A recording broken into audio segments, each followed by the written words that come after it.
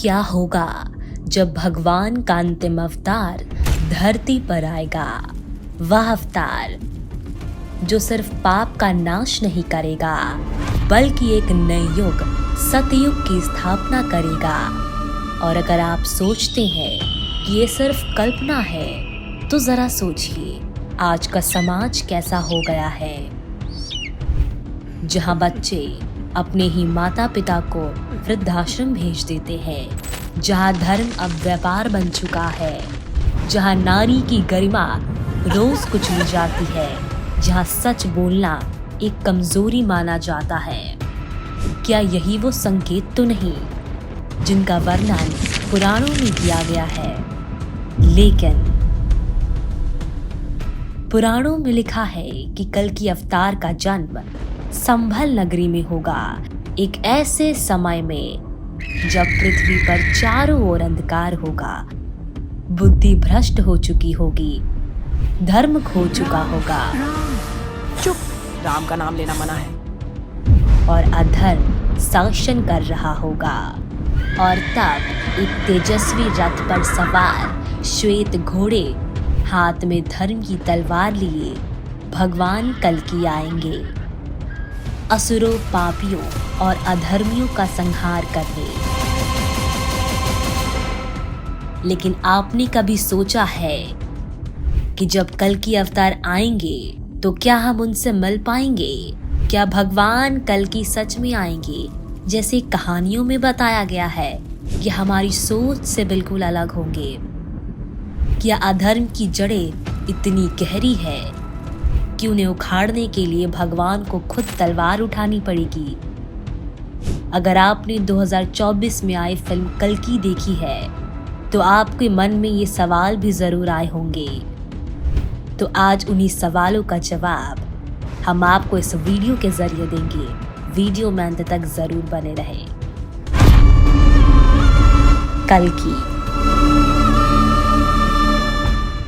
हिंदू धर्म का समय चक्र 4 युगों में बटा है: सतयुग, त्रेता युग, द्वापर और कलयुग। ये युग एक के बाद एक क्रम से आते हैं और हर युग में धर्म की शक्ति क्रमशः घटती जाती है।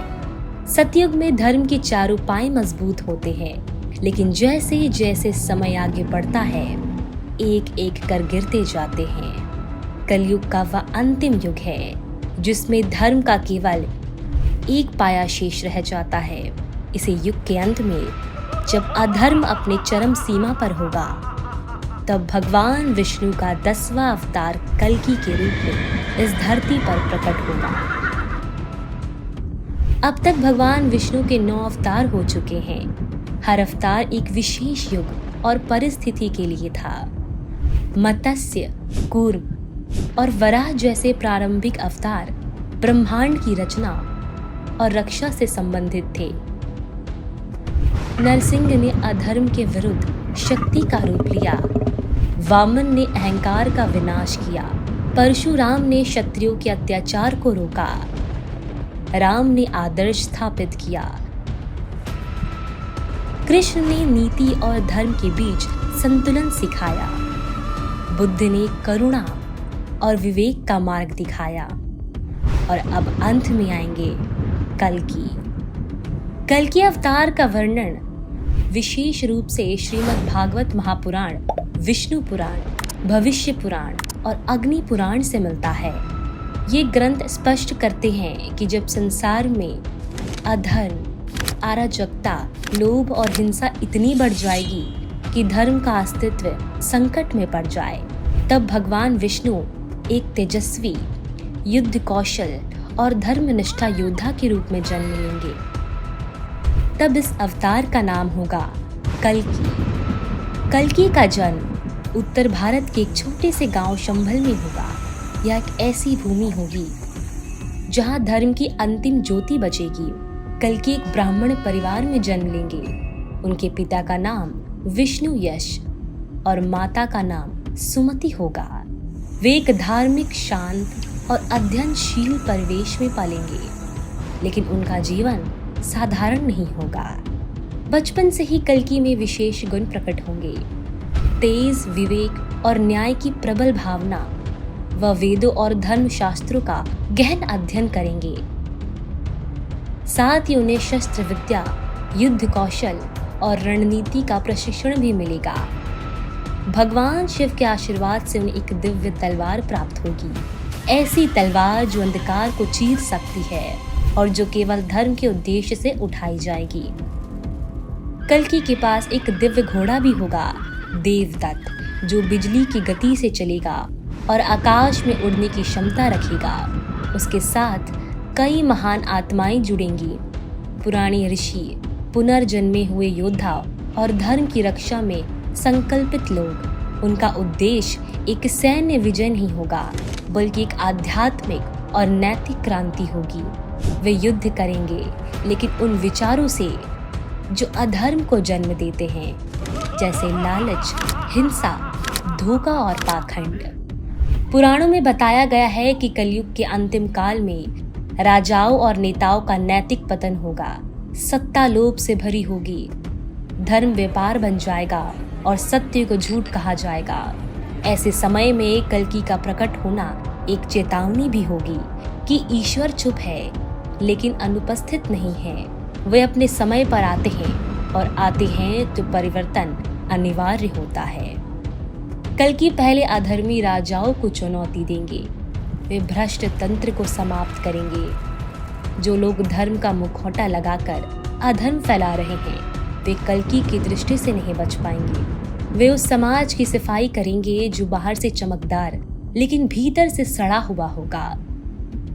उनका हर एक कदम योजनाबद्ध होगा, कोई भावनात्मक प्रतिशोध नहीं, बल्कि एक संरक्षित धर्म युद्ध। लेकिन कल्कि केवल संहार नहीं करेंगे, वे समाज को पुनः जागृत करेंगे।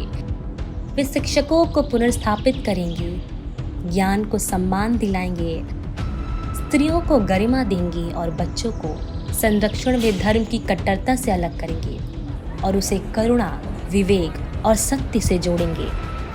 उनका हर कार्य एक नई युग की नींव रखेगा, सतयुग की। पुराणों के अनुसार कल्कि का कार्य धरती से केवल बुराई को समाप्त करना ही नहीं होगा, बल्कि चेतना का परिवर्तन करना होगा। वे केवल एक योद्धा नहीं होंगे, वे एक विचार होंगे, एक दिशा, एक परंपरा का पुनः जागरण होंगे। वे हमें याद दिलाएंगे कि धर्म कोई पोशाक नहीं, कोई जाति नहीं, कोई परंपरा नहीं, बल्कि कर्तव्य है जो हर युग में नया रूप लेता है। कई विद्वानों का मानना है कि कल्कि एक दिव्य शक्ति के रूप में आ सकते हैं, लेकिन यह भी संभव है कि वे मानव के रूप में जन्म लेकर धीरे धीरे अपने कार्य को पूर्ण करें। वे कोई चमत्कारी अवतार नहीं होंगे, बल्कि विवेक और नीति से युक्त नेतृत्व बन सकते हैं। उनकी पहचान केवल कर्मों से होगी और उन्हें पहचानना आसान नहीं होगा। जैसे जैसे युग आगे बढ़ेगा, कल्कि का आगमन निकट आता जाएगा। वे कब आएंगे, कैसे आएंगे, यह रहस्य बना रहेगा, लेकिन एक बात निश्चित है, वे आएंगे और जब आएंगे तब न कोई ताकत उन्हें रोक सकेगी, न कोई व्यवस्था उन्हें नियंत्रित कर सकेगी। उनका आगमन होगा अंत का संकेत, लेकिन एक नए आरंभ की शुरुआत होगी। एक ऐसा युग जहां धर्म फिर से अपने चार पायों पर खड़ा होगा, जहां मनुष्य फिर से मनुष्य कहलाएगा और ईश्वर की उपस्थिति केवल मंदिरों में ही नहीं, जीवन में अनुभव की जाएगी। कल्कि कोई मिथक नहीं है, वे एक स्मरण है उस चेतना का जो हर युग में उठती है जब संसार मार्ग से भटकता है। वे प्रतीक है उस धर्म की जो समय के साथ खो नहीं जाता, बल्कि पुनः जन्म लेता है। और जब भी अधर्म अपने चरम पर होगा, कल्कि आएंगे। यही विश्वास है, यही वचन है।